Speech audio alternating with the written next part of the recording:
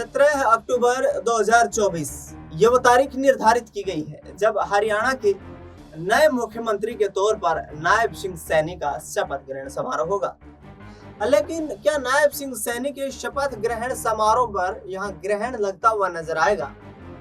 ऐसा हम इसलिए कह रहे हैं क्योंकि भारतीय जनता पार्टी के दिग्गज नेता नायब सिंह सैनी के शपथ ग्रहण समारोह उनके मुख्यमंत्री को बनने को लेकर यहाँ नाखुश नजर आ रहे हैं। बात करें तो केंद्रीय मंत्री राव इंद्रजीत सिंह इसमें सबसे बड़ा चेहरा है और हरियाणा सरकार में पूर्व कैबिनेट मंत्री रहे अनिल विज भी सियासी ताल ठोकते हुए नजर आ रहे हैं। आपको बता दें कि 8 अक्टूबर को जिस तरीके से हरियाणा में विधानसभा चुनाव के नतीजे आते हैं, उन नतीजों में 2014 का रिकॉर्ड तोड़ते हुए भारतीय जनता पार्टी ने 48 विधानसभा की सीटें जीती। 48 सीटें जीतने के बाद जिस तरीके का प्रदर्शन यहाँ बीजेपी ने किया, नायब सिंह सैनी खुशी से गदगद नजर आए क्योंकि 12 मार्च 2024 को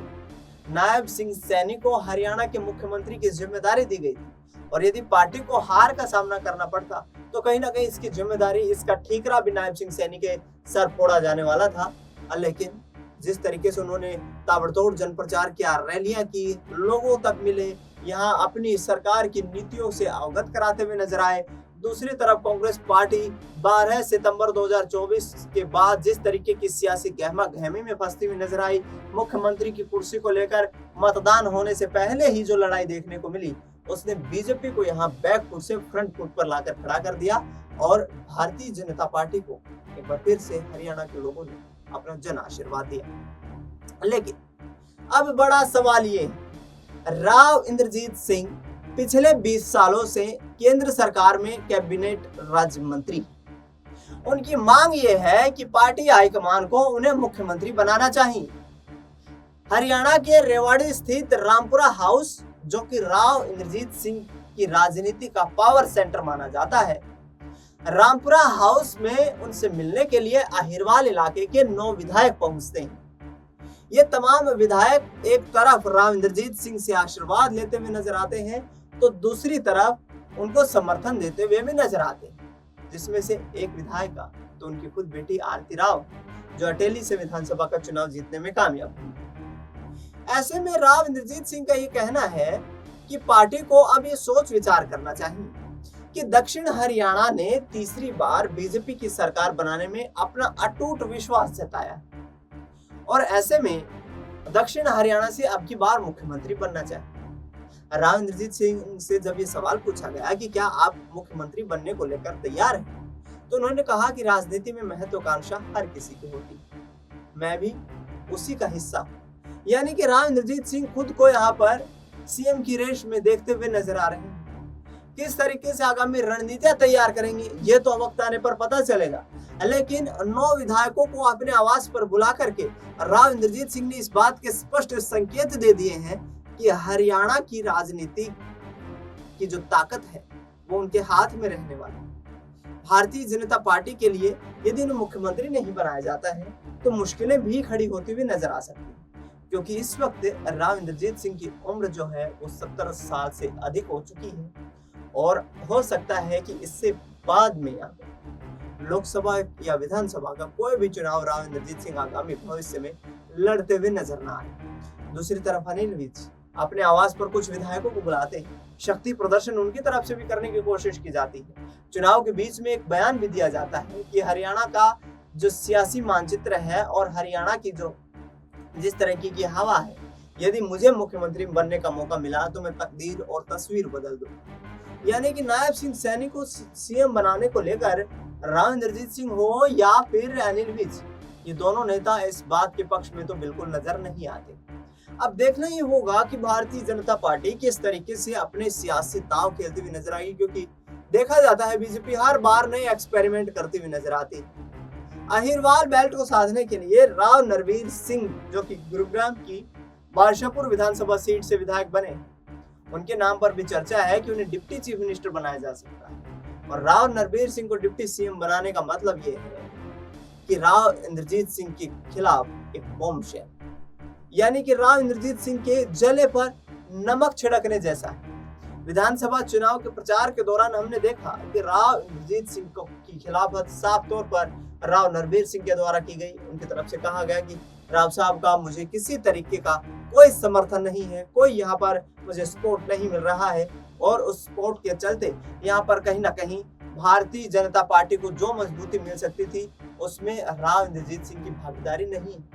हालांकि गुरुग्राम से लोकसभा के सांसद है राव इंद्रजीत सिंह, और बादशाहपुर सीट जो है वो गुरुग्राम लोकसभा क्षेत्र के अंतर्गत ही आती है। बड़ी जीत यहाँ बादशाहपुर से राव इंद्रजीत सिंह को मिली थी, लेकिन विधानसभा के चुनाव में बीजेपी के ही दोनों कद्दावर नेताओं का एक दूसरे के सामने आकर खड़ा हो जाना इस बात के संकेत देता है कि ये परिस्थितियां अनुकूल तो बिल्कुल नहीं। ऐसे में अब राव इंद्रजीत सिंह ये भी कोशिश करते हुए नजर आ रहे हैं, एक बयान भी उनका सामने आया